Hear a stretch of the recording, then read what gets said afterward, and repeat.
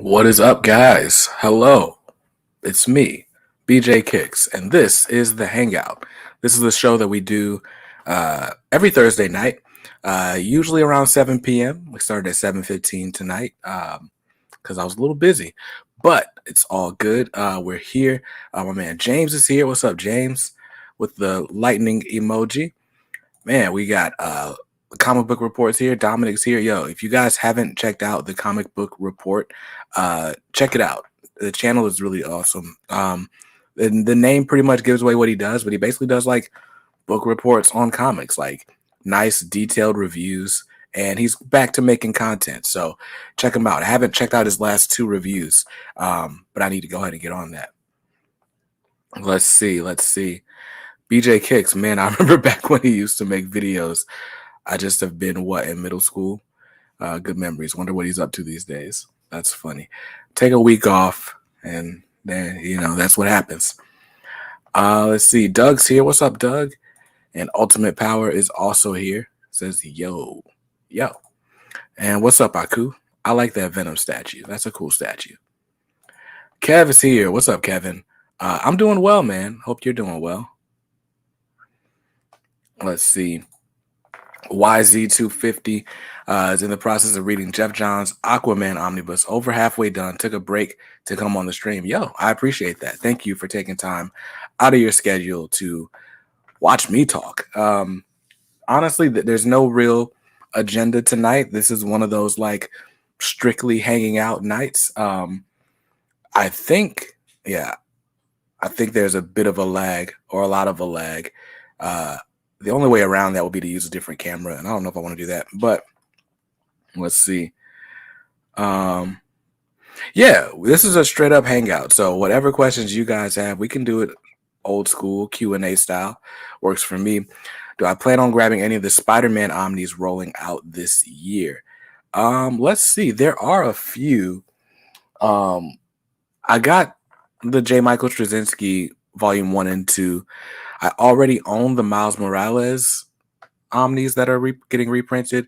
The only one that I know for sure I'm grabbing would be, Ultimate Spider-Man Volume 2. I'm definitely grabbing that one. And then I feel like there's one more. They're doing a Spider-Verse omnibus. I've never read Spider-Verse, so I'm not sure if I'm going to grab that. And then they announced Dan Slott's Superior Spider-Man getting an omnibus next year. That one's on my radar as well. But I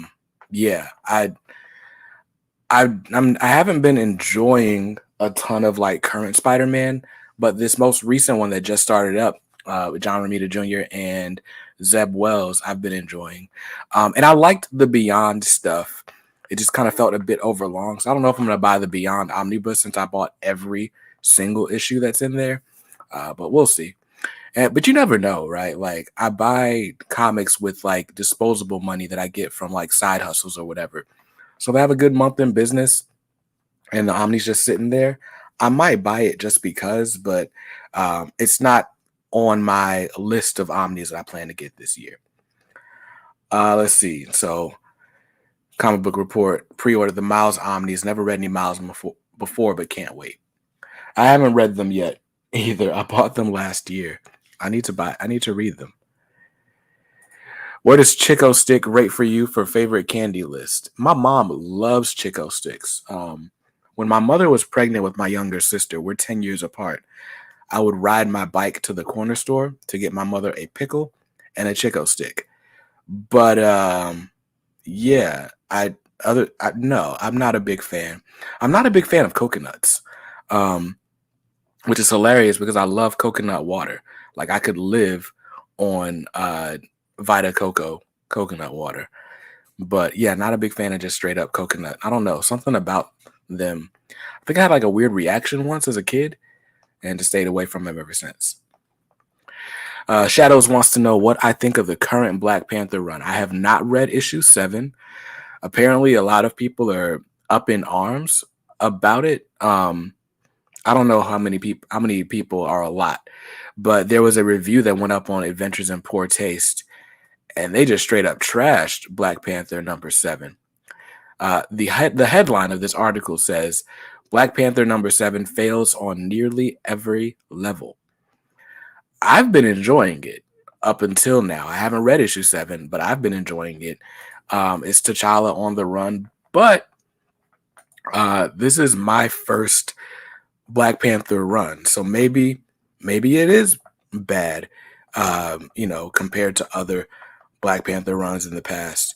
I've read some of Christopher Priest's, but yeah. Let's see. J Pop's here. What's up, J Pop? So sorry I missed you at Heroes Con. I'm sorry I missed you, man. I spent pretty much my entire Heroes Con waiting in lines. So that's how that went. But I did get to see a few people. I saw Laura and Scott showed up. They just happened to walk by the line I was standing in. Yeah, there are a few more people that I saw. Who's pumped for the boys finale? I am staying so far away from the boys. Let's see. Did you get a chance to do any interviews at Heroes Con? I did not. I did get to meet a lot of people and basically do some requests for interviews. So we're going to see, hopefully, some of the people I met at Heroes Con on future episodes of The Hangout, because that's pretty much the designated interview spot. But I didn't conduct any interviews in person, no. Omar did, though. If you haven't already, check out his interview with Mark Bagley. I was there when he was supposed to be conducting the interview with Chris Claremont, but Chris Claremont's line was just so crazy the whole weekend. So that interview is going to take place at a later date. If you're not familiar, Omar runs a channel called Near Mint Condition. So type that in your YouTube search bars and give him a follow. All I know about Black Panther #7 is Kix told me to spec hard and buy 50 copies to put my kids through college. I did not. What I did say was, if you are a speculator, that might be one to keep your eyes on. But if you're not a speculator and you were just wanting to read Black Panther, make sure you pre-order it before the speculators get to it. That was all I was trying to say about speculating. I'm not one to tell you a book's going to be worth some money because I have no clue at all. Let's see. Spectacular Spider-Man Omnibus is also coming out. Word. Let's go to Penguin and see what all is up here, up for pre-order. YZ250. My collection's growing quickly with Vertigo. DC Marvel is the main publisher that I have, and I collect all formats of collected editions. What would be the best way to order it on my shelf? So on my shelves, so I've got shelves by publisher. So I've got a DC shelf. I've got a General Marvel shelf. I've got an X-Men shelf. I've got an indie shelf. That's the indie shelf right behind me. And then over my left shoulder, I didn't close the door. Now the cat's in here. But over my left shoulder, that's my overflow. So it's mostly DC, and then like books I need to either sell or give away is over there. As far as how I order them, it's alphabetical by character and then in chronological order. So the oldest Omnis come first, but they're in the order of what character they are. Eventually, I'll probably have to have my own Batman shelf. It'll be Batman and then DC proper, just like I have X-Men over here. This is my X-Men shelf. It's X-Men and like Marvel Overflow. Honestly, I don't know, man. I need to. I'm probably gonna have to like add a shelf. I was trying to do like half walls for all my shelves. Something about floor to ceiling books just doesn't sit well with me. But I'm probably gonna have to make at least one shelf a floor to ceiling shelf for as long as I stay in this house. Eventually, we're gonna move. And I'm gonna have a much bigger space, and I can do with it what I please. My man Skips here says, "What's up? What's up, dude?" Kitty Pryde is the best X-Man. Any thoughts on all the X titles out at the minute? Way too many to catch up on for me. Honestly, man, I skipped a lot of different X-Men titles. The ones I'm reading currently, I read Immortal X-Men, X-Men Red, Wolverine, and X-Force. I think that's all. I think those are all the books on my X-Men pull list. Um, and a lot of the other ones I just kind of stay away from just because they may not be my thing. So like Knights of X, for example, was a spinoff of Excalibur. Apparently that's ending with issue 5. Magic and fantasy stories generally are not my bag. And so I stayed away from that title from the beginning of the Hickman era. And X-Men. Regular X-Men is also a book. So my thoughts on them. I've been trying to figure out like what my favorite X-Men book is. For me, it's Immortal X-Men and X-Men Red are definitely a step above. And then you've got X-Men. And then on the third tier is probably where I put Wolverine and X-Force as far as what I'm reading. They're all decent. That top tier, though, Immortal X-Men and X-Men Red, those are great, in my opinion. I say all that, but I haven't read issue 4 of Immortal X-Men yet. So, and that came out, or X-Men Red, excuse me. That came out last week, so we'll see. Claremont did a signing at my local comic shop last year. That line moves so slow. I think that dude talks to everyone, and he's written so many books. Yeah, that was the issue at Heroes Con. He does talk to everyone, which is great for you once you get to the front of the line, but you're going to be there waiting for a very long time if you're not in the front. So shout out to him for taking that time because it's not like he ever stopped doing it. So for as long as Heroes Con was open, he was just yakking it up with everyone. I mean, I took a picture I put on my Instagram. He literally like went through my Omnis and was like reading the Wolverine Omnibus and was like, oh, this is my favorite part. And it's like leaned over like this, like, I love it. But again, like that was cool for me to appreciate as a fan, but I'm sure for everybody else waiting in line, it was like, yo, would he hurry up? So yeah, that's how Claremont does. Shout out to the K Squad. Yes, sir. Shout out to the K Squad. Skip is heading up the book club on our Discord server. My man Seth heads up the book club on Facebook. But yeah, the K Squad is a group for people who love comics. I think, yeah, my header says K Squad. We talk comics, and that's what we do. So if you join us on Discord, it's pretty much a 24/7 conversation about whatever. And on Facebook, it's the same thing. So I would encourage you to join us. I'll put links in the description because I'm pretty sure I didn't already put links in the description. Tim's here. Says, hey, Kicks, what's good, bro? Not a whole lot, man. I'm tired. We haven't done this for 2 weeks because, Jeff Thorne came and then I went to Heroes Con the next day. I took a week off after Heroes Con and now we're back at it. But yeah, I'm tired. I went bowling with some people from church yesterday. And then when I get done with this tonight, I got to help my sister-in-law move a couch because she's moving out of her apartment. But all's well over here. Hey, BJ, what's your favorite comic of 2022? It's hard because I'm not exactly caught up on most books. Early contenders for like just favorite. I'm still enjoying Firepower, although I'm late or I'm behind on Firepower. I'm very hopeful on Chip Zdarsky's Batman. That came out this week. I haven't read it yet. I haven't gotten to the comic shop to pick up my books yet. What else would make it? I'm looking around, but all I have around me are collected editions. Let me go to League of Comic Geeks and just see what I've been picking up here lately.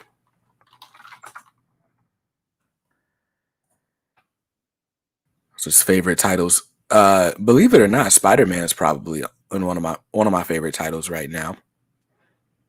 If I had to give it a top 5, I've been enjoying Action Comics, Amazing Spider-Man, Immortal X-Men. I think I put Immortal over X-Men Red. And I'd probably leave the other 2 spots open for when I actually read them. Blood Syndicate's pretty high up there. We're only 2 issues in, but Blood Syndicate probably makes that list. So yeah, those are my top 4. I'll leave number 5 out there. There's a lot of other stuff though, like Dark Knights of Steel is only a 12-issue series, so like it's not ongoing, so I didn't include that. Um, we'll see how the Dark Crisis goes. But again, that's a limited event series. Yeah, I think what I named is pretty much gonna be the list. So Nightwing didn't necessarily fall out of the top 5. I'm just behind. So I need to catch up before I really give my list. I try to do like a mid-year list, so this month is the month for me to catch up and say here's my top 5 comics so far. Um, and we're still early in the month, so I can still do that. Let's see. Are the Lakers getting Kyrie? How many picks they have to send to get that done? Look, man, I'm not a Kyrie Irving fan. Mostly because he went to Duke and he thinks the world is flat. I do like Kyrie's sneakers, but I won't buy them just on principle. Um, yeah, I don't know what the Lakers give up to get Kyrie. I guess you just trade him straight up for Russell Westbrook. I mean, that does make the team better on paper to me, assuming Kyrie Irving like plays and doesn't like go to live on a mountain or something. You never know. But yeah, I don't know if the Lakers are getting Kyrie. Uh, I'd welcome it if I felt like the team is going to win the chip. But I just feel like all this like plug and play, let's grab a player for 1 year and see how far we can go. Like that's just not necessarily how a team works. So even if they do get Kyrie, I'm not super hopeful for a championship this year, and then he's a free agent next year. So what was it for? Anyway, let's see.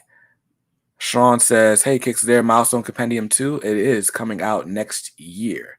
I think it's coming out like February 1st, 2023, assuming there aren't any delays. What's up, Keith? How are you and the family doing? We're doing well, man. We're doing well. Yeah, Squeak is walking, so that presents challenges of its own because now, like, anything not nailed down in this room is like a hazard, and most things are not nailed down in this room. Her favorite thing, literally, right now, is to walk up to that shelf over there and just start grabbing trade paperbacks off it and just throwing them on the floor. So, yeah, I've been running around like crazy here lately. No way the Lakers can get Kyrie for Russ straight up. You don't move off $47 million like Russ without giving something up. Yeah, that's the other thing. Not that I'm crazy invested in the Lakers' long-term success. Like as soon as LeBron's gone, I'm back to never watching Lakers games again. But what do they have? Like draft picks from like 2030 forward? Like what do you I guess they've got other players like THT maybe. I don't know. I don't know. Let's see. Kicks ain't read that award nominated Reckless from this year yet. That's true. I read like maybe an issue's worth of story from Reckless. Maybe not even that. Maybe like the first 10 pages I've read, but I haven't read Reckless yet. You know what I did read that I'm probably not going to review because reviewing stuff on the channel just doesn't seem to do all that well. But I just finished today the Teenage Mutant Ninja Turtles IDW collection, Volume 1. Thank God for iPads because I have been back and forth. I've been reading this like on paper. I get what physically? Is that what you would say? I'm reading this physically and digitally. And I appreciate it both ways, honestly. But I did a little brief review in the Discord, and I should copy and paste that and put it on Facebook. I didn't give it a rating because I don't know like if my rating would be like objective on this book. With Teenage Mutant Ninja Turtles, I pretty much grew up on the Turtles. Like when I was in preschool, Turtles were the biggest thing ever. So I had like Turtles briefs and like Turtles sheets and blankets and stuff. And so this was that. but more adult, more mature. Like if you were going to get into the Turtles as an adult, this is how I'd recommend you do it. I did watch the last two TMNT movies. I would not recommend those. I especially hate Splinter in those movies.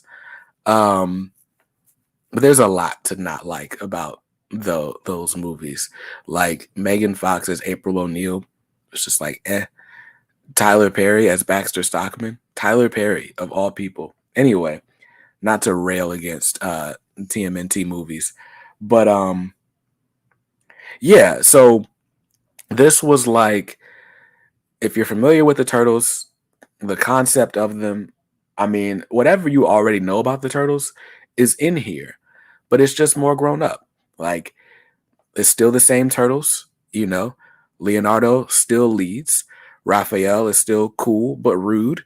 Michelangelo's a party dude. Donatello does machines. Like, it's all of this happens in the book, um, but it's just not as campy, and it's great. I really like it. Let's see. Bunkmaster B says, I'm watching the 2012 CGI Turtles with my daughter. Absolutely loving it. It's awesome to be able to share that and Power Rangers with my younger generation. The 2012 CGI Turtles, I believe it's on Paramount Plus, right? Or Netflix, one of those. I'll have to check that one out. I'll have to check that one out. Fat Fluffy Ellie. My IDW Turtles Volume 1 just got delivered a couple hours ago. I read mine in like about 4 days off and on. I'm sure you'd get through it a lot faster, assuming you don't have a baby in your house. Let's see. Tim Sheeran is rewriting his comic book because he lost the computer data files. Oh no, man. So what Bunkmaster B does, he tends to write everything in like Google Docs. I'd say try that out. At least it lives in the cloud, and you don't have to spend money on Microsoft Word or whatever other word processing tool. I know some people use like other tools. I think it's Final Draft for like screenwriting and maybe comic scripting. But if you're just writing it in Word, maybe try Google Docs. All right, let's see. First season's on Paramount Plus and Netflix. Can't find it streaming anywhere beyond that, but it's been super fun. I watched like 2 episodes of the original animated series just earlier today. I just had them on while I was doing other stuff in the background. And man, that I don't know if I'm gonna make it through the 4 seasons of that animated show. It's fun, but it definitely is like something I enjoyed as a kid that is like I can take in doses as an adult. But this is right up my alley. And you guys know I'm big on like family oriented stories. Of course, this is that. And I'm big on action. Like I want action in my comic books. That's why I mostly read superheroes. And this gives you that too. If I had to like nitpick, um, there are some parts where the lettering I got lost in. And it didn't happen often, but there are a few points where there's like a couple of people speaking, and the word balloons just are placed in such a way that you might read dialogue lines out of order. And that might have just been on like 1 or 2 issues, because just thumbing through it, I don't see any of these offenses. But when it did happen, I remember being annoyed that it happened. But yeah, I'd probably give it a 9.5 out of 10. So it's high praise.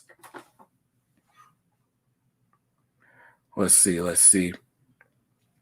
Menterprises is here. What's up, Menterprises?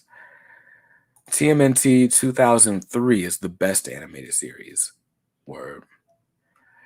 I do use Google Docs on my Chromebook. Just got to find it. Okay, cool. Well, hopefully it's somewhere and you're able to find it soon, because I would hate to lose anything that I write, let alone a comic script.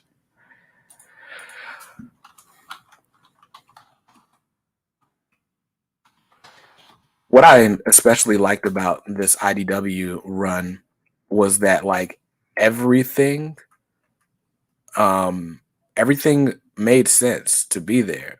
Like of course we've been introduced and reintroduced to these TMNT characters like a million times. Um, but like it was all really good. Every character has distinct personalities. They all like have their own motivations, and that's fun. But also, I just mean like every issue was there. So the IDW hardcovers, they collect like the ongoing series, which is now up to issue 130 as we speak. But then they also collect like a bunch of other little mini series and stuff like that along the way, and they collect them in the proper reading order. So in volume one, you get the TMNT micro series, which is basically just one shots featuring Raphael, Leonardo, Donatello, Michelangelo, and Splinter in volume one. Volume two starts with the Casey Jones one shot. But one thing I really enjoyed was that the micro series one shots, they actually like have stuff that's relevant to the overall story that you're reading. So like the first appearance of I think Alapex is in the Raphael one shot. Um and so it's like if you read it all together, then you don't feel like you're wasting any time. You don't feel like it's like a meaningless tie-in.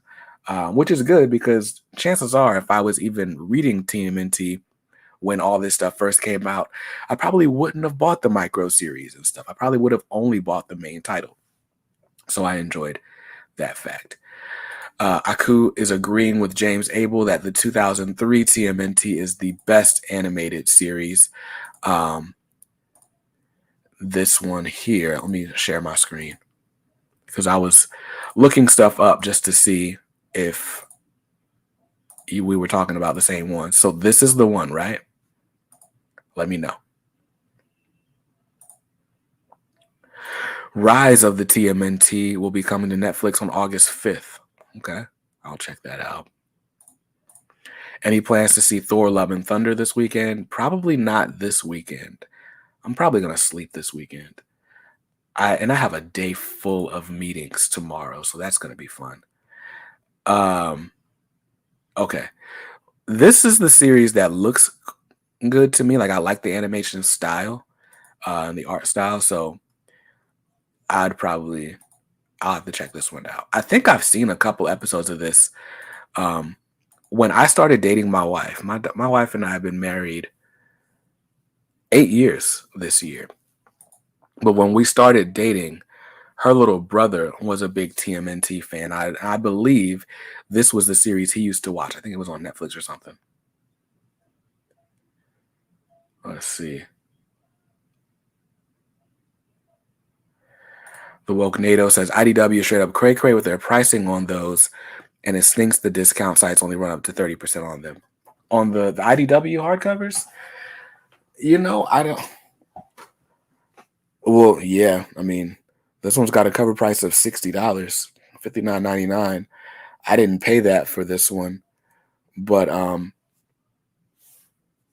yeah, I guess, yeah, yeah, for this to be 60, and if you're only getting 30% off of it, that's what, $40 you're paying for this versus let's say 60 to 70 that you pay for a normal Marvel Omnibus on discount rates. I could see being upset, but I mean, I know these are thin, but I mean, they're like 400 to 500 pages. They collect a lot of stuff. Like this volume one, there's 16 issues in this.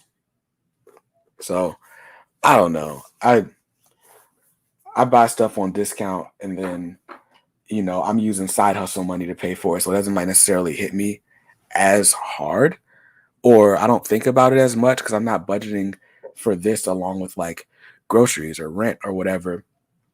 But I guess that is something to keep in mind because if you were going to get all 13 of these books, yeah, that would keep me out of it. For me, you guys saw I put this run together over the course of, I don't know, a long time.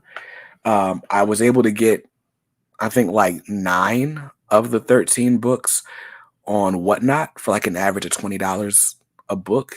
So that was good. But I mean, that's what, 60% discount on the regular retail price. So yeah, and if I wasn't gonna get them on that type of discount, I probably wasn't gonna get them. So Yeah, I get it. Now that I'm thinking about it, I was in the same boat. I got a really good deal on most of the books, and so that's how I ended up going through all these.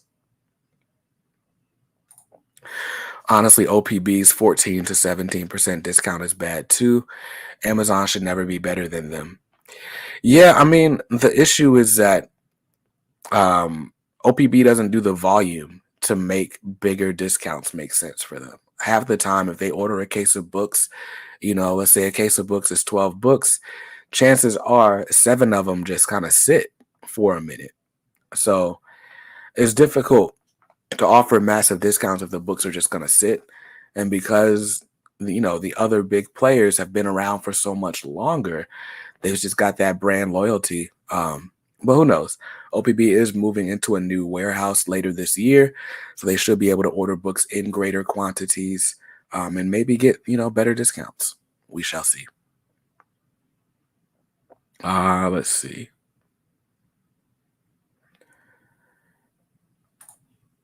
Would you ever give the Umbrella Academy from Dark Horse Comics a try?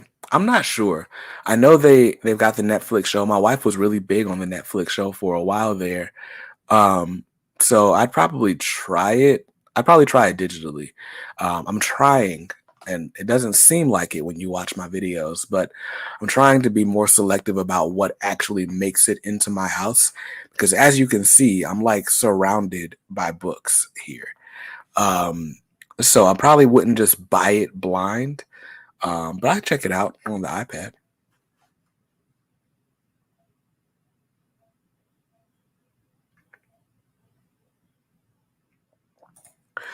James, how does the theme song compare? I love the 2012 theme song. Leonardo, he's a leader in blue, does everything he can to get his ninjas through. And Bunkmaster B says the fast packing with elements of rap blend into it with counting with turtles 1, 2, 3, 4. I have to watch these. Living in London, the best prices I find are on Forbidden Planet. Word. I don't live in London, so I'll take your word for it. But now that I think about it, Marcus talks about Forbidden Planet a lot.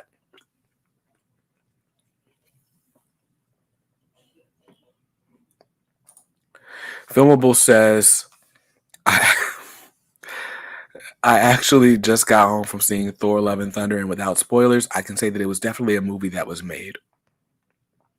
That's funny. Um, I think I've been on record saying this that I'm not like the biggest Thor fan. I enjoy MCU Thor, but I'm never like in a rush to go see Thor. My wife loves Thor though. Um, so we end up seeing them all anyway. Um, I don't know. Love and Thunder, we'd probably go see it next weekend. But if we don't see it like this week or next, we will just end up skipping it all the way up until the Disney Plus release, like we did with Multiverse of Madness and No Way Home, which didn't even come to Disney Plus. That came to Amazon and I had to buy it. But yeah, yeah. Marcus also talks about the New 52 a lot too. Yes, the New 52 is his jam. Let's see. The show is a lot different from the books. Gabriel Ba's art is good though. Word. Yeah, I'm trying. I don't know, man. I don't know. There's so much like reading this Teenage Mutant Ninja Turtles, right? When I came into comics, it was one of those books everybody was like, "Oh yeah, TMNT is just amazing." But those hardcovers were coming out like every 2 months, and it was just like the more come out, the further behind I am, the more expensive it's going to be to jump in. I'd rather not. But now that I've read it, it really makes me curious about the Power Rangers, the Boom Studios Power Rangers, because that's another title that everyone is like, yo, if you remember them from a kid, this is that, but without all the camp and blah blah blah. So I'm curious about those Boom Studios Power Rangers books now. Be honest, Kicks, you're just waiting for what if Miles was a Thor movie. That's great. Nah, I'm not definitely not waiting for that. What if Miles Morales was Thor, starring Odell Beckham Jr. Love and Thunder should be on Disney Plus August 22nd at the earliest. That's not bad. Like by the time I remember that I didn't see it, it would be on Disney Plus. So that works for me.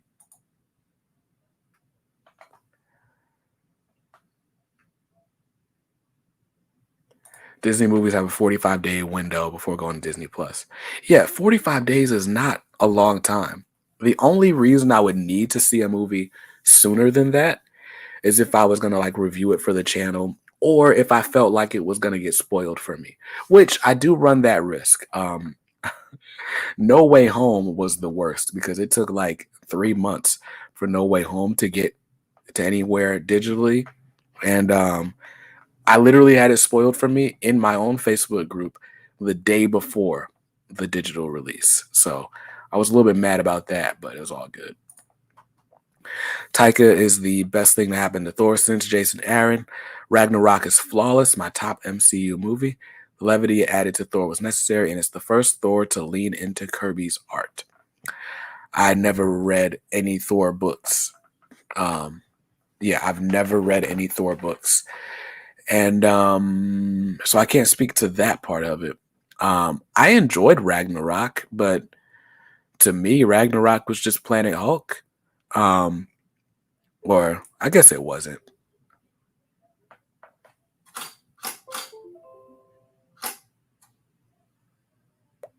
My bad. I kicked I kicked the switch on the surge protector that's under my foot. I shouldn't have done that. But yeah. Let's get some discussion going, Kicks. Let's get a Heroes Con preview. Favorite experience, worst experience, number one tip. Look at executive producer Bunkmaster B. Yeah, so my Heroes Con experience. Let's see. Favorite experience. I mean, I spent all right. I gotta take it from the beginning. So you guys know my Heroes Con experience was kind of crazy going into it. Because I just had some car trouble. I was supposed to go to Heroes Con Friday and Saturday. Ended up going Saturday and Sunday as a result of the car trouble. So I was kind of discombobulated the whole time. When I got there Saturday, I went straight to what did I do? I went straight to the Chris Claremont line when I got there Saturday. I met Omar. He just happened to be walking in front of me. So I said what's up to Omar, got in line, and also met Chris from the World's Finest True Believers podcast. Always want to call it a different one. But yeah, so I met with Chris, who was my host for the weekend. I stayed at Chris's house. So shout out to you, Chris. But yeah, first thing I did was get in line for Chris Claremont. Got my Wolverine, Uncanny X-Men Volume 1, and what was this third book? Mutant Massacre. All signed at the same time by Claremont. And then after that, I met the Bitter Root guys. I'm trying to think of who I met the first day. Walter and Louise Simonson, Koi Pham, who does Duo for Milestone right now. That might have been it for the first day. And then like in between signings, I met Jonathan Hickman that day. And in between signings, I would like see people, like different members of the K Squad. They'd come up. We took pictures, so that was cool. We did the Claremont line. We did the Simonson line. And when we finally got out of the Simonson line, it was time to go do lunch. We had pizza. Me, Omar, and Chris went and got pizza. And the whole goal was to eat our pizza and get back into the convention center in time to wait in line for Jonathan Hickman. We made it by the skin of our teeth, as they say. Got to meet Hickman. I got to have a really cool conversation with Omar just about the nature of being a content creator as we were waiting in line for Hickman together. So that was fun. I got to get my House of X hardcover signed, and I got to tell Jonathan Hickman that he's the reason I have a pull list and all that. Yeah, so anyway, day one was all about signatures. And day two, I got a few more signatures, but I also went to my first and only panel. And day two is when I did a lot of like just walking around, looking to see what other people had going on, what the different exhibitions and stuff were. Yeah, so that was my Heroes Con experience. My favorite thing, Um, Probably meeting Claremont. When I met Claremont, he was just very gracious with his time, so that was really cool. Um, and the second favorite would be like just meeting different members of the community. Like there were a lot of people who I knew of through social media, people who you might see in the chats here sometimes, other content creators, and people who are just fans of what I'm doing, and who are in the K Squad. I met Larry. Larry was there. That was awesome. So I met my bad. I met Philly Born. So that was awesome. I did not meet Christopher Priest. Christopher Priest was not at Heroes Con. He's supposed to be at Galaxy Con. He's canceled his he canceled his Heroes Con or his Galaxy Con appearance. So I don't know when I'm gonna meet Christopher Priest. But yeah, so that was like my favorite part, was just meeting members of the community, kind of putting faces with names and taking pictures and having fun. It's not at all like in some way trying to be a pseudo celebrity or anything, but it was just cool to see like the impact that the channel has in person, like in a tangible form. So that was awesome. Um, so yeah, the community, Claremont, Louise Simonson was really, really nice as well. So was Walt, but I liked meeting the Simonsons. And then the other experience that I really enjoyed was the panel that I went to. I basically asked a question about diversity in comics that kind of took the air out of the room in the panel, and made it awkward. Not awkward from the creators or whatever, but just awkward with other people in the audience. Um, but that made for a really fun conversation with Stephanie Williams after the fact. Stephanie Williams is writing. Basically, anytime you see Nubia at DC Comics, she wrote it. She also just got announced that she is doing a series, or an issue in that Wakanda anthology that's coming from Marvel later this year. Um, what was the question? Basically, I just asked if like this sort of if all of the drama that comes with this renewed push for diversity, I asked if that affects their approach to stories. Like, do you feel like you have to tell stories a certain way? Do you feel like if you don't perform, that like other people that represent your groups won't get an opportunity in the future? That was basically the question I was asking. To which the short answer from everyone on the panel was no. This was Chuck Brown, Stephanie Williams, and Stephanie Phillips, who's writing Harley Quinn. Chuck Brown specifically said, no, it's not about me. It's not about changing my approach to a story or anything like that. But it does make me want to write more stories. Chuck was basically like, it's important for me to be visible for other, black boys specifically who have dreams of working for DC or Marvel. Like I want to like write as much as I can and come to these panels and be vocal about what I'm doing so that other people see that it's possible. And I was like, that's dope.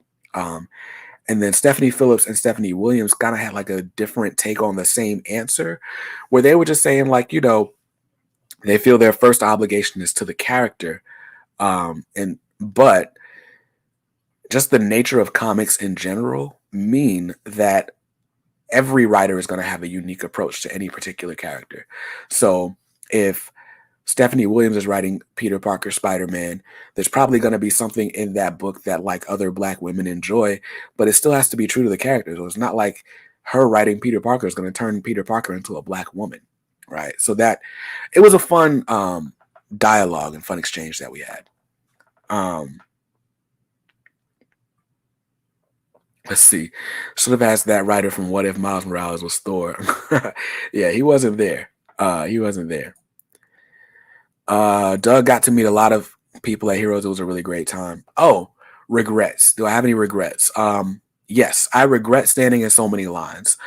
On one hand, I enjoyed meeting everybody that I got to meet, and that was a highlight of it. But in the time that I spent waiting in line for so many other people, I didn't get to go to any panels. I never scheduled like a K Squad meetup where we could all get like one picture together. Um, And I probably spent more money on signatures than I really wanted to. So all of that happened. All of that happened. Um, so it's bittersweet. I enjoyed, meeting some of my heroes, and I think just with the last 2 years of COVID and in the last few months, me, losing a lot of icons like Neil Adams, Tim Sale, um, George Perez. Like there are a lot of people that aren't here anymore. So you kind of feel like, well, while we're all in the same building, let me meet as many people as I can. But I think there was just so much more to experience at this con specifically, because this con, Heroes Con, is so focused on comics, right? Like it's not often you go to a con and it's just comics. Like I was looking at the Galaxy Con guest list, and yeah, there are comic creators there, but there's like wrestlers and animation, like voice actors and all these other people.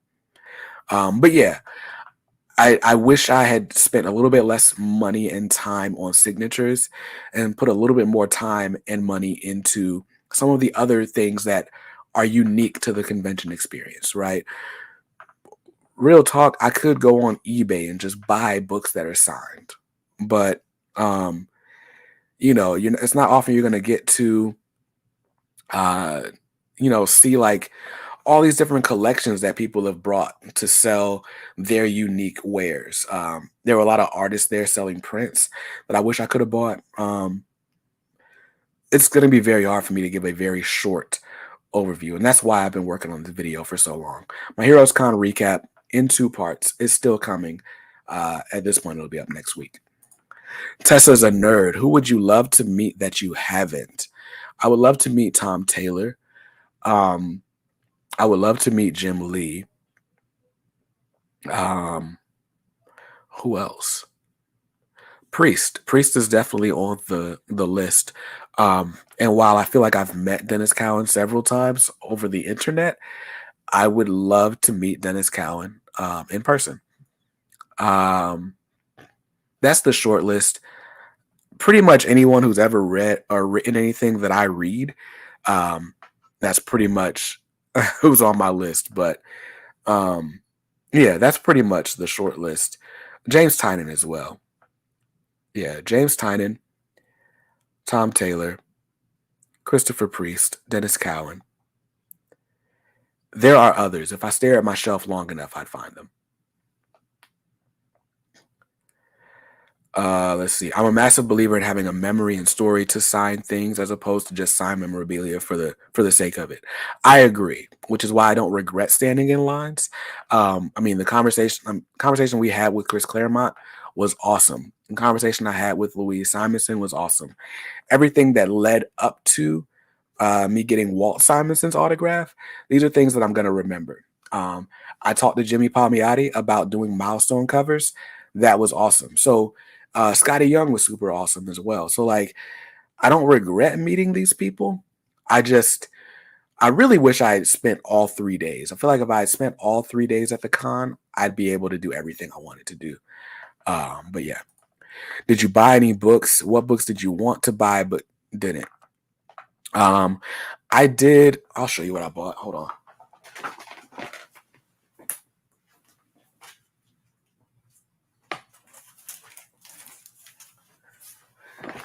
I assure you, it's nothing like special. But on Sunday, which is the last day of the con, there were a bunch of booths selling comics, and this one booth had like a blowout sale. It was like a bunch of long boxes full of comics that were $2 each. And so I was going through the guy's long boxes, and he had these: Superman, the Doomsday Wars, book 1, book 2, and book 3. By Dan Jurgens and Norm Ratmond. Is it good? I don't know if it's good. I bought it because it was only $6 and it just happened to be the full story arc sitting in one place. But that was the only comic purchase I made. Every other dime I spent that weekend was on signatures or food. So yeah, and I honestly didn't look around very much because I knew I couldn't buy anything. I did also buy a print from Brian Stelfreeze of Black Panther and the Crew. And I'm glad I bought it but I don't have anywhere to put it. I just bought it for the sake of, supporting Brian Stelfreeze. So there was that. Let's see. Grant Morrison's definitely at the top of my list. Tomasi and Gleason were at my first con, but they were high up because of how Batman and Robin impacted me on a personal level with grief. Word. I haven't read Batman and Robin yet. That omnibus is coming out early next year, and I'm going to finally buy that then.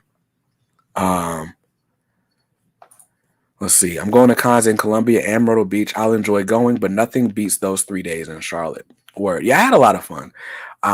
Next year, Heroes Con is June 18th through the 21st. I've already booked it up on my calendar. Yeah, there were a lot of creators that I did not even see, let alone speak to. Mark Bagley was there. I didn't get to speak to Mark Bagley. Carl Potts was there.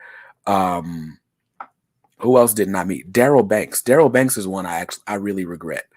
I also regret not bringing my first appearance of Kyle Rayner. But anyway, so yeah, Daryl Banks is on that list. I did get to speak to Stephanie Williams, so that was really cool. She was kind of a surprise. Like I don't read Nubia, so she wasn't really on my radar. But when I was listening to her speak at the panel, her personality just struck me. So I came home and read like her webcomic. She's got a webcomic called "But What If Though," and it's just funny. It's just funny. So yeah. Let's see. Yeah, there were a lot of creators I didn't meet. And that would have been the case no matter what, honestly, because there were just so many people there. But I think the one that I was like, I wish I had gone and made effort, was Mark Bagley.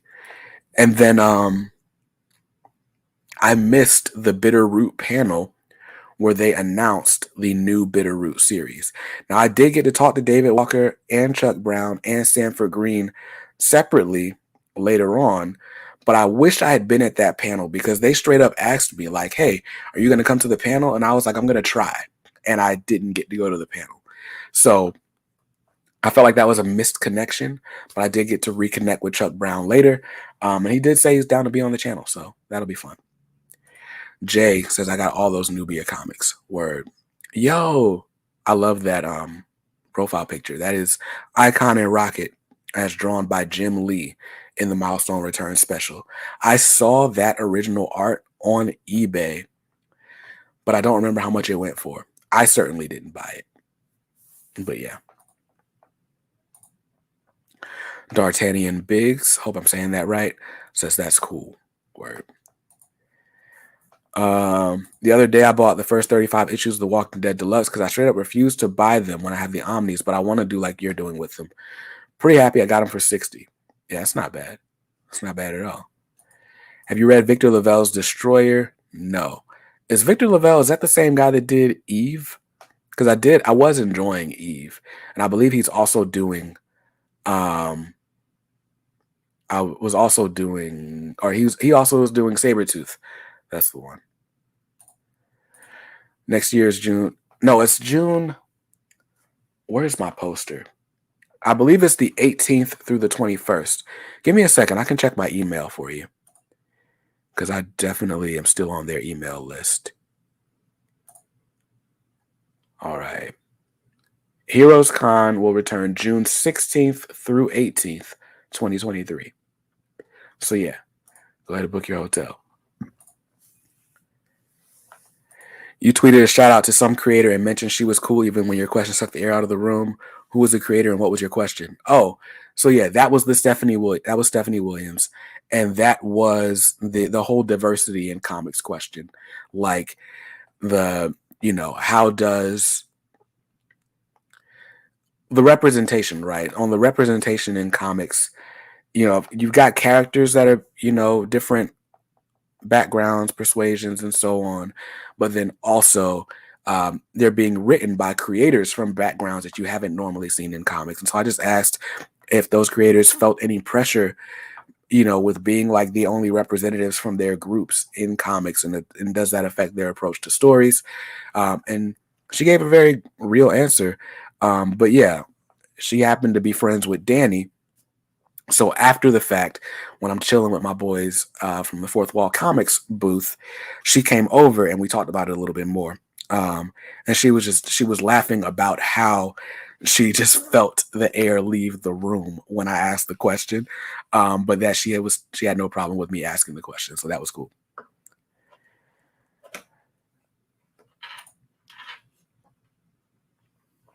But yeah, so Heroes Con, all in all, if I was gonna go back, well, which I'm definitely gonna go back. Next time I go, I'm definitely doing all 3 days. I'm spending a lot less time on signatures. And I'm probably not carrying books with me. Here's one regret. So this was like my scavenger hunt book for the weekend. This is the Mutant Massacre Omnibus because a lot of people who did work on this book were at Heroes Con. I was carrying this along with several other books in a suitcase, and somehow I got some pages messed up. So this page is actually the worst of them, but you can see there's like a little bit of a scuff, and there's a very small hole in this page. Doesn't affect me reading the story, doesn't cover up or doesn't take any dialogue off the page, but that did happen, and I'm assuming I just mishandled the bag that the book was in. Did you go to the comic book shop in Charlotte? Heroes Aren't Hard to Find. It's owned by Sheldon, who runs the Heroes Con show. No, I wanted to, but that's the whole thing with like, staying with the car trouble. Because my plan was to go Friday and Saturday, and then like maybe Saturday veer off and go to the shop or whatever. But with it being Sunday, I just needed to hurry up and get back to Raleigh on Sunday. So I didn't do very much exploring around Charlotte at all. I did go to 2 different addresses looking for the Milestone Media murals that Ally had painted earlier this year, both of which had already been covered up. But that was the only exploring I did. I I did think about asking about that Miles Morales Thor issue. I had a bunch of follow-up questions, but the panel, I felt like the moderator for the panel was just kind of asking the questions in a really dry way. And I felt myself putting my journalist hat on as opposed to like my fan with fan questions hat on. So I was like, I felt like if I asked more questions, it would feel like sort of trying to take over the room, and I didn't want to do that. So I didn't ask any follow-up questions. I left it at the one question. Those milestone murals they keep advertising the books are already covered up. Yeah, at least the 2 in Charlotte are. I don't know how they fared in other cities, but the 2 in Charlotte are already out. I keep clicking on Windows has this new thing where if you hover over the temperature on your taskbar, then like the news comes up and it keeps covering up your comments. At my last con, I filled up my car trunk full of books I wanted to get signed and just kept doing switch outs throughout the day. I found out how many Omnis I can carry at once that day. Word. Brother John says, wish I had found your content before Heroes. I would have loved to meet you there. Look, man, I'll be there next year. And that's the other big regret, not scheduling like some sort of a meetup for the K Squad. I just take for granted that like no one knows me. I just assume that like no one's there for me. But I met several people over the course of the weekend that like just saw me walking and were like, oh, hey. And I was like, oh, snap, what's up? So we took pictures individually. Next time I'm definitely going to like, maybe I'll make up a special K Squad shirt like Larry just suggested. And we'll wear them that day or something. That might be too much. I don't know if I want, I don't know. It feels weird to like have people wearing something of mine and us all get together. That just feels like there's no way to say what I'm thinking like in an appropriate way, so I won't say it.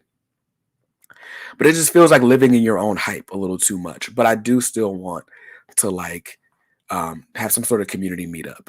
But yeah, I hate I missed you, but next time for sure.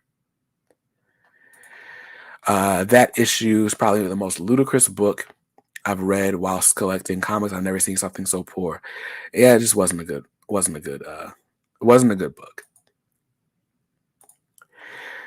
If I try to get an Omni sign, I try to just bring the dust cover and get that signed way better than carting around a 10-pound book. I thought about that after the fact. Once I like damaged a page in my book, I was like, what if I had just brought the dust jacket? Because also on my Mutant Massacre Omni, oh, that's upside down.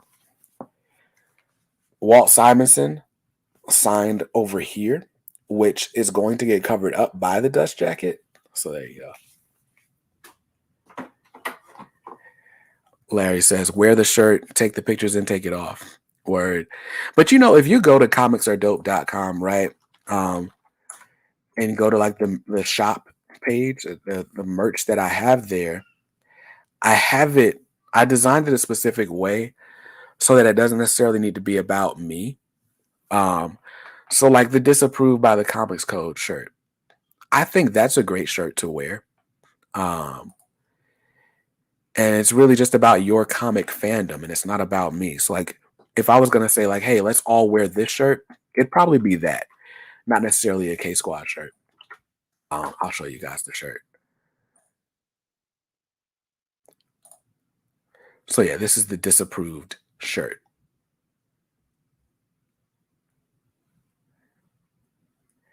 Brother John says, I get that, but I gladly rep some gear with your logo. We all got to support each other. You're great at doing that. Thank you, man. Thank you. Just make a t-shirt of Kitty Pryde with Alf, and it's your inside joke for the channel. Yeah, that's funny. Yeah, I gotta like, would I do like Alf with like a fork and knife and Kitty Pryde? That'll be fun. I'll have to make that up. That'll be fun. But yeah, so as far as like merch, like there is like you can get a K Squad shirt or hoodie. I know for a fact that Shannon, You Truckin' Nerd, has this hoodie. I believe Noah from the Omniverse channel has that hoodie. This is the milestone shirt that I wore on Saturday at the con. Danny's got that one. So yeah, so there's a bunch of stuff that you can wear that's not necessarily like my name or logo, but you're still able to rep the squad. And then if you want it, you could just do the straight up comics are dope t-shirt and or hoodie. That was part of the reason I made the comics are dope brand. I wanted it to be about comics and not about me. So let's see. Kicks, if you make a dad's reading dad comics, I'm there. Yo, I would do that. I should do that because I do read a lot of dad comics and they're like some of my favorite ones. Bottom line, let's all say hello within the AI squad. Make it so. Yeah, we'll do it. We'll definitely do a meetup next time around. You don't want to do a run of I Know BJ Kick shirts and give them out to creators you meet to spread the hype and mystery. Chances are they are not going to wear those shirts. I wouldn't wear that shirt. That just seems so, what is it, pretentious? Is that the word? Speaking of comics are dope, is there any new content going up soon? Yes, there are actually 2 articles coming up by a guy that I know and you know very well. One about The Question and another about Catwoman. As a matter of fact, that Question article is going up tomorrow. And the Catwoman article will go up next week. So yeah. Black Hoodie looks dope. Thank you, man. Thank you. All right, we can stop pumping the merch, as they say. But yeah, the last thing I put on Comics Are Dope was the Miles Morales is Marvel's Black Friend article. Had some issues with my domain mysteriously after that. Finally got that squared away, so the website is operational again, and there will be more content from Bunkmaster B up there very soon. Let's see. Just looking to make sure I didn't miss any comments from you guys. Craig is happy to catch a stream. Just watch the new Thor. How'd you enjoy it, Craig?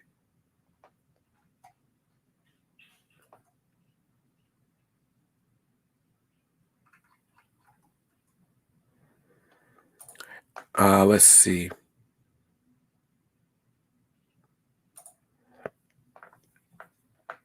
Any collected editions you're reading at the moment? I've read 2 very recently. So I just finished TMNT IDW Volume 1. I talked about that a little bit ago. And before that, I read Skyward. And I actually just posted a review of Skyward on the channel yesterday, the day before? Yesterday. So those are my most recent reads.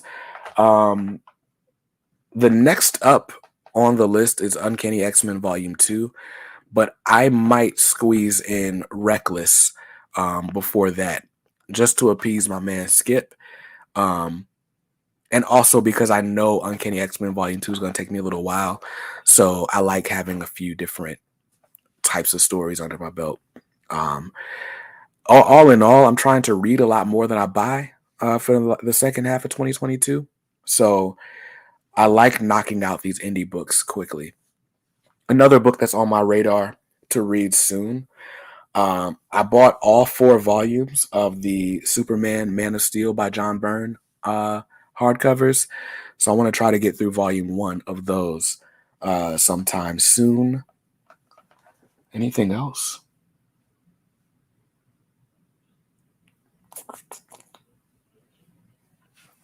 I think that's it as far as like epic big 2 stuff.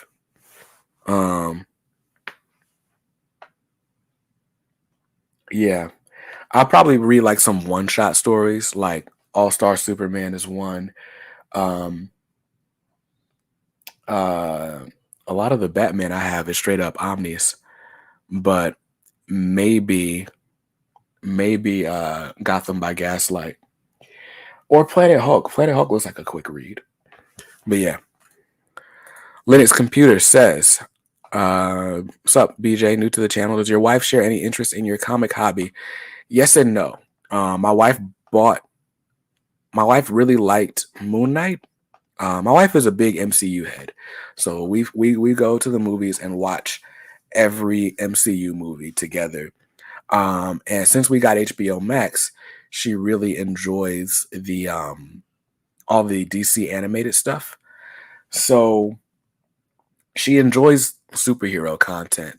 She's not necessarily a comic book reader, although she asked me so many questions about like different characters. She's like, you know what? I want to start buying comics. And so she bought a short box. She bought a Black Panther short box. She has yet to buy any comics to put in her short box, but it's definitely rubbing off on her. Yeah, so we'll see. I don't know if she's going to start a pull list. That would be terrible for my budget if my wife started a pull list to go with my pull list. But yeah, she's definitely into superheroes. And she at least has some interest in comic books. And I'm hoping I can keep it at bay for a little while. Let's see. Gotham by Gaslight is fun. My wife loved the Gotham by Gaslight animated movie. Love the Skyward overview. Thank you. Thank you, sir. I'm reading Criminal Volume 2 Deluxe and Thor by Jason Aaron. Word. I should read Thor by Jason Aaron. Gubby Fish says, I work in a school that, as you can imagine, go through loads and loads of paper. It's a real issue for us right now. The Woke NATO says, get your wife to read Sandman and do a review for your channel. She probably would not want to do a review. But if the story is good, she'll read it. And she'll tell me what she thought of it. So let's see. I got my girlfriend on the hand-me-downs. I'm not a millionaire. That's funny. I did give my wife my Moon Knight Volume 1 Omni, and she immediately handed it back to me like, you put it somewhere safe because I'm going to like lose it or something. So she wants to buy like her own bookshelf and all of that. And so she's like preparing to be a comic fan before she actually starts reading comics, which is cute. It's fun. I'm still looking around like, okay, is there something I want to read like urgently before the end of this year? I think All-Star Superman is definitely on my list.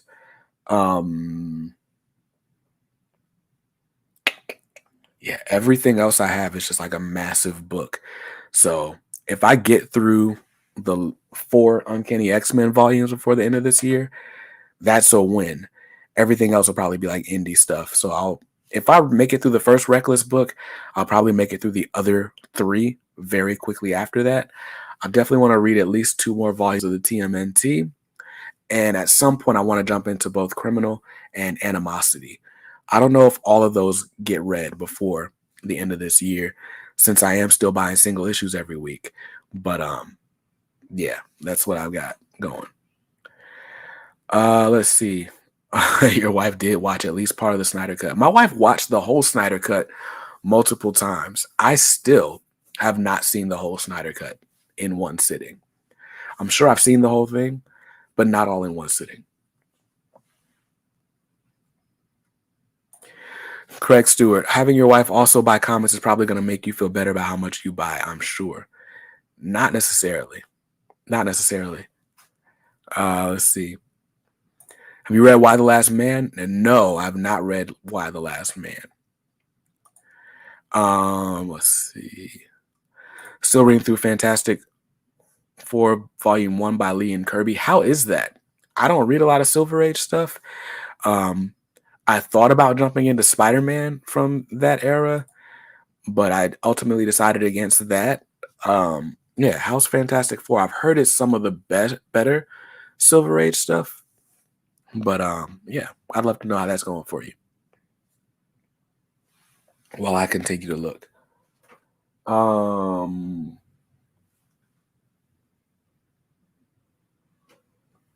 Yeah, I'm gonna finish my X-Men read through. That'll be done this year, and then Criminal, Ninja Turtles, Animosity. I probably won't start my Batman reading. I don't know. So I'm of 2 minds, right? I really want to finish out Ed Brubaker's Captain America. And so I don't have the 4th volume in omnibus format, but I could always read it on Marvel Unlimited. That's what I've been doing with some of this other stuff anyway. So I don't know if I want to do that next year. If I want to do a Batman read through. So I would go Batman by Loeb and Sale, Nightfall 1, 2, and 3, Road to No Man's Land, No Man's Land 1, No Man's Land 2, Paul Dini, Grant Morrison, Scott Snyder. That would probably be all I was able to read that year.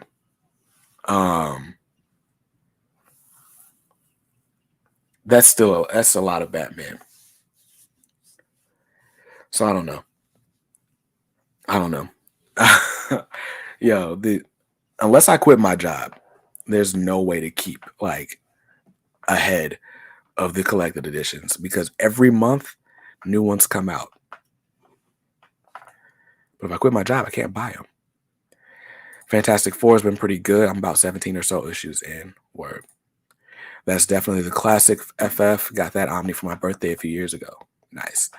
I want to read Hickman's Fantastic Four. That's another story that's like high on my list.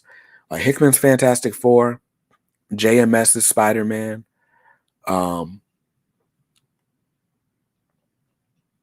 That's actually probably it. Well, Ultimate Spider-Man as well. Those are high on my Marvel want to read list. Silver Age books are hard. Half of them are full of Scooby-Doo Zoinks vibe, and the rest are very serious, but like in the way that a motivational speaker talks to high school kids in the 80s about drugs. That is great. That is a great. That's just great. Does No Man's Land Volume 2 complete that story? Yes. Yeah, No Man's Land is just the 2 volumes in the omnibus format. I think Volume 2 comes out next month. It's 3 1,000-page omnibuses. I hope it finishes the No Man's Land saga. That's funny. Let me pull up my omnibus wish list that needs to be updated because some of these release dates are wrong, basically. So I think I can share this with you guys. Let me stop my screen share.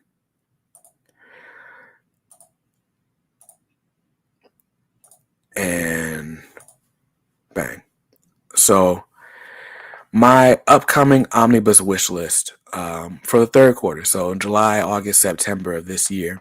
I don't think everything that's coming out is on this list. This is just everything I want that I know is coming out. And 10 Lives and 10 Deaths of Wolverine comes out next. Oh, that got pushed back. 10 Lives, 10 Deaths did not come out this week. As a matter of fact, I think the date on both of these got moved to 7/19.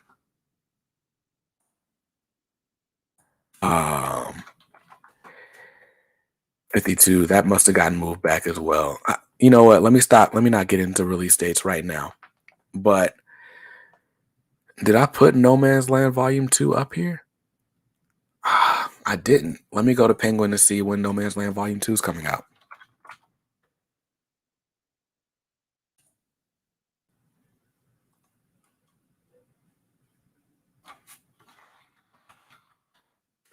No Man's Land Volume 2 on sale August 30th, 2022. And nope, it is not on my list. So let's put that in there. Insert.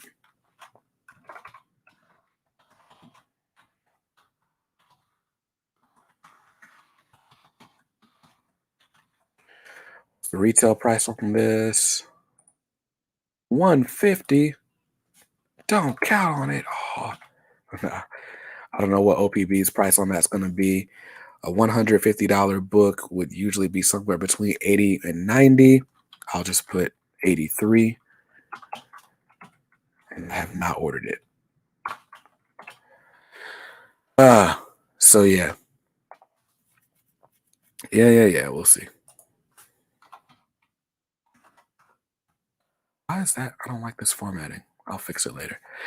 Yeah, but the Black Panther early years Omnis, Coates and Priest are both getting Omnis this year. Let me show you another thing that I was going to do an overview of that I didn't do an overview of. Let's see. The price on the X Lives book is nuts. I agree. 75 for Strange Academy. Thought it was just 6 issues. Well, it is just 6 issues, but they're doing 6 issues in full color, and then they're also doing the first 6 issues in black and white, like pencil, like process pages. I do not believe it's 1 through 12. I believe it is actually just 1 through 6, but then like the same amount of pages and extras. I can pull that up here too. Let's see.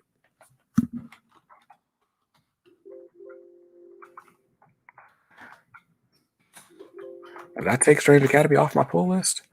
Might have.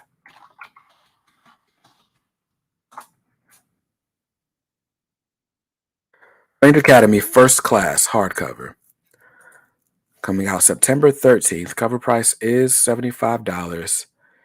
And yeah, it's just issues 1 through 6, but then it's going to include all 6 issues printed both in color and black and white. Full page variant covers, character designs, and cover sketches. So yeah, that I think that's why I took it off my list, because it's only going to be those 6 issues. So let me just take that out of here. First Class trade out in January is going to be for 1 through 12. Got you. But yeah, I'm going to go ahead and if OPB's got it at 33, then I'll probably keep it on the list, but probably not. Yeah, so that's all. Everything I'm looking forward to is up here. But they keep adding new books, so I might have other stuff. Yeah, this August total is now wrong. And I'm probably not spending $300 on comics in July. So one of these is not going to be bought. That's what it is. I'm not buying Amazing Spider-Man. and I'm not buying Superman 78. And I may not buy 52. I want 52, but I may not buy 52. But yeah, that's all that's coming up that I'm like interested in. Let's see. I think Ven Omnibus got moved again to November 8th. Word. That's unfortunate. Let's see. Extreme X-Men. I have every issue and annual of that series. One of my favorites. Enjoy it. Word. Well, that's good to know. If you enjoy it, then I'll keep it on the list. Starting to feel overwhelmed by the number of Batman books, but looking forward to the Zdarsky run. Do you think DC should cut back on the Bat titles? Yeah, I just stopped buying extra Bat titles. Like Batman Catwoman ends this week or ended last week, one of those two. So yeah, I bought that, but that's the only auxiliary Batman title that I'm buying. I'm not buying I'm not buying what is it that I'm not buying? I think they had One Dark Knight, that's a series. Tom King's got a series called Killing Time. There is Batman Urban Legends. There's a lot of Batman on the shelf. I'm not buying any of those. I just buy Batman and Detective Comics and try to keep it at that. As far as single issues, I'll catch up on other stuff when it gets collected in hardcovers. Yes, you guys are right. 52 did get pushed up to 175 retail, which is why I may not end up buying it. And I don't know how much it is on OPB now that I'm saying that. Let's look.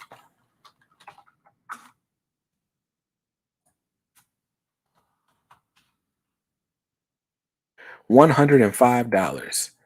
Yeah, man, that might be a no. That might be a big fat nope. 105 being the discounted price is insane. But I mean a $75 retail price? That's wild. That's wild. Or $175, I should say. Yeah, I don't get that. Did you read any of the Flash by Jeremy Adams? I heard that's been great. Yes, I've been reading that in single issues as it comes out, and I really like it. I really like it. Let's see. Philly Born's reading One Dark Knight. So far, so good. Or 52 is definitely worth it. I don't like the price hike, but the binding on the first print was so bad. The series is better than Infinite Crisis. Morrison, Wade, and Rucka balance out Johns. Or I haven't read Infinite Crisis. This was going on around the same time, I assume. I know it features a lot of like the sidekicks and legacy characters and stuff, which is why I was curious about it. And everybody gives it such rave reviews. But man, $105. Flash is one of my personal favorites out right now. I agree. It's definitely top 5 on the DC side.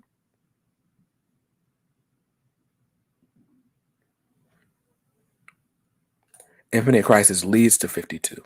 Got it. Okay.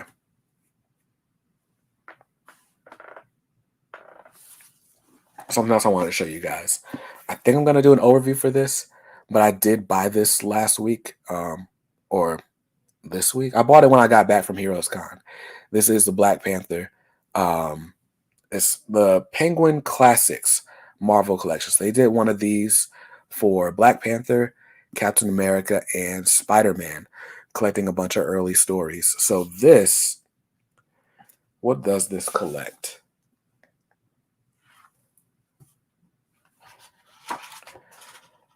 La, da, da, da.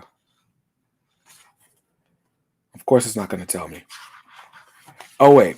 All right. So, yeah, this collects his early appearances. So, this is Fantastic Four 52 and 53. And then Jungle Action issues 6 through 21. Now, if you are reading or if you're buying Black Panther and Omnibus, all of this is going to be in the Black Panther early years Omnibus later on this year. But this is very much like a coffee table book version. It's just beautiful. It's got these gold gilded pages. Mine actually came damaged. I took it out of the shrink wrap, and when I got it out of the shrink wrap, it had like, you can't even see it, but it's like the black is like lifted off a little bit. So I'm trying to decide if I'm going to be nitpicky and take this back and exchange it, or if I'm just going to like be cool with it the way it is. But I love how beautiful it is. Um, Look at these bookend pages, but it's what I like about it is like it feels like an academic book. Like you've got like this essay at the beginning, actually a really lengthy essay at the beginning, by Nnedi Okorafor, who wrote a bunch of issues of Shuri. Oh, and there's also a piece by Keanu Whitted. But look, this is Black Panther, and then it starts with Fantastic Four 52, and it's on this like matte, like almost like archival like paper. So it's almost got like it's got this off-white tint to it. This isn't like your normal omnibus paper. It's like, it's not quite newsprint, but it's just pretty. This is like something you would see, like, I don't know, if you go to a library at a college campus, like this would be like the Black Panther book in the library or something. And I'm really glad I bought it. I don't have a coffee table in this room, but my next space, I'm wanting my next space to be like the full floor of a house. So either a basement or like a third floor. And I'd have like a living room, and then I have like a computer area and all that. My living room would have this on the coffee table. That was a very long way to get to that point. But yes. When was this released? This released, what, 2-3 weeks ago? And it's got a cover price of $50. So I think on Amazon it's like $28. I didn't order this on Amazon because I was just afraid of it coming damaged, but came damaged anyway. I got this from my LCS. I got it from Ultimate Comics Raleigh. I don't know if Organic Price Books got this book because it's not like, well, let's see.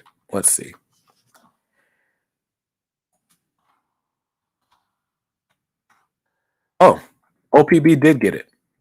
You can get it for $45 at Organic Price Books. They've got the Captain America, Black Panther, and Amazing Spider-Man version.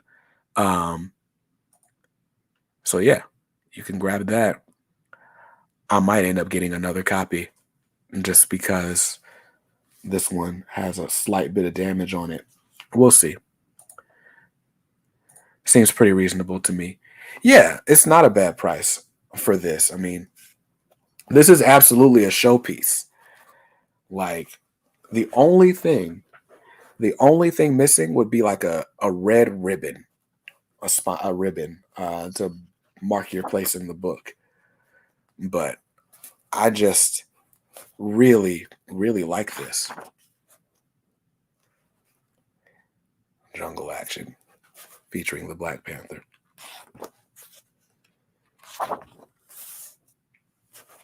Look at that cover. But yeah, you guys can see, like, this isn't like a glossy book. The pages feel like almost soft.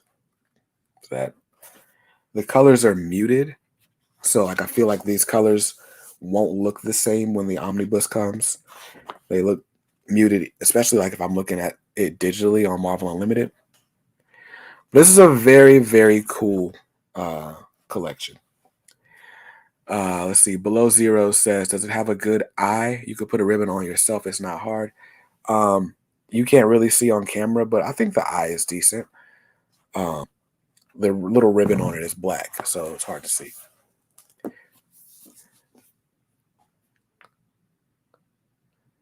Let's see. Did you see Mini That's Layla Stars getting the deluxe in March, $29.99 cover?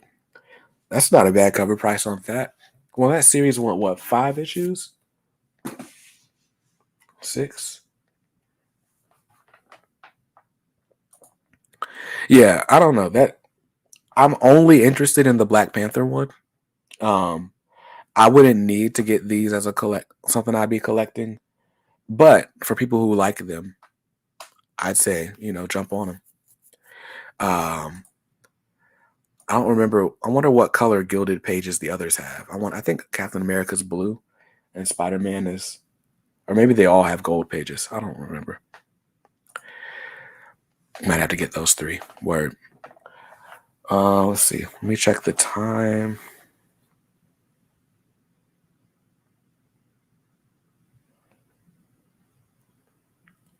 Oh, my mom just texted me. They're doing free COVID tests again in the mail. You can order 8 free COVID tests this week only. Go to covid.gov. I'll order them later. I won't do that live on stream. Sean Kashaw says, "What's a good Spider-Man comic?" I would recommend that all of you in the chat answer Sean, because I've not read a ton of Spider-Man that I liked. Ultimate Spider-Man I've read parts of, and I enjoyed that. From what I've heard, Ultimate Spider-Man, J. Michael Straczynski's run, and then like Dan Slott his run. But Dan Slott wrote Spider-Man for like 10 years or something. So I think he did. I think his first arc is it Big Time that people recommend a lot? I don't know. I love Spider-Man Life Story. I didn't buy Spider-Man Life Story. I have the trade paperback, but I purposefully did not read it or have not read it because I hadn't read any other Spider-Man. So I thought maybe I would be missing some details if I started with that.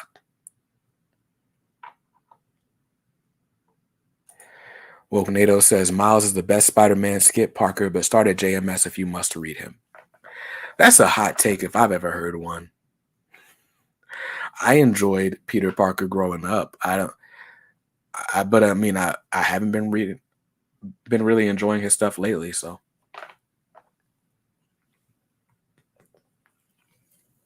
a lot of co-signing for Ultimate Spider-Man. First Omni is still available at a pretty good price, but if you don't want to wait for the second to come out, which the second one comes out in the last part of the year.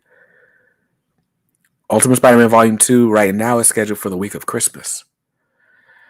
So if you don't want to wait for that, try Marvel Unlimited. Cool.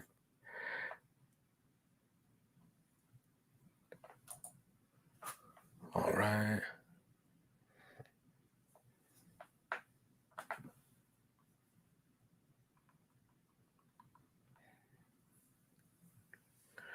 Seem to be a lot of December Omnis this year. That's going to hurt. Yeah, I'm going to have to skip a lot of books this year.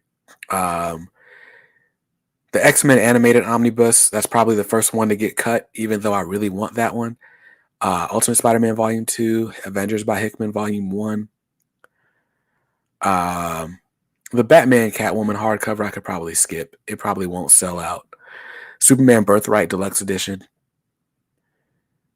And that's actually it. That's on my December list, unless a bunch of other stuff got pushed back.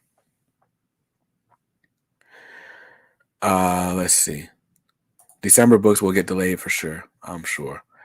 You getting the Hickman Avengers Omnis? Yes. So Hickman, got me into comics, and so when I started reading Hickman's X-Men, everybody was recommending Hickman's Fantastic Four and Hickman's Avengers.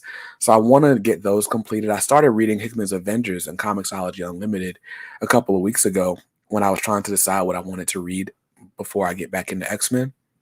And it definitely felt like a book that I needed to be paying super close attention to. So I stopped reading it. But that's the type of book that I would want to have in hardcover to keep referring back and forth to. So yeah, I'm buying Hickman's Avengers. Marvel Unlimited and DC Universe Infinite have been my go-to apps for comic reading. Yeah, same here. Yeah, my iPad is a lifesaver. I do have a video coming up where I recommend, the best apps for reading comics, because it's not just Marvel and DC. There's other apps that I think are really good for reading comics. Get Hickman's Secret Wars OHC now. It's going to disappear when the Avengers reprints drop. Who's got it in stock? Do I need to just get it on eBay or something?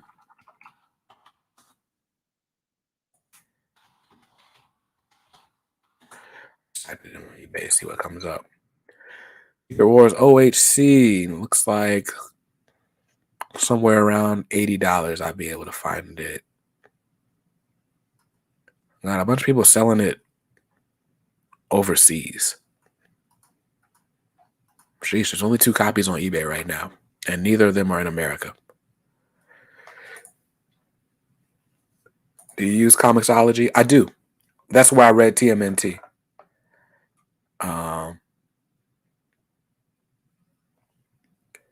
I've heard the Hickman Fantastic Four and Avengers is like a book you need to read all at once without taking a break. Word? That sucks. Tayshawn's here. Yo, what's up, Tayshawn? Tayshawn I met at Heroes Con. He gave me a very cool milestone shirt that is just far enough away that I won't get up to grab it. But it's in this room with me. $75, and that was a good price. I might just read it online and hope they do like a Secret Wars Omnibus or something later. Marvel seems to be really good about reprinting stuff that people want a lot. That's how I ended up with a collection at all. Literally just got the Secret Wars hardcover in the mail for €50. Word.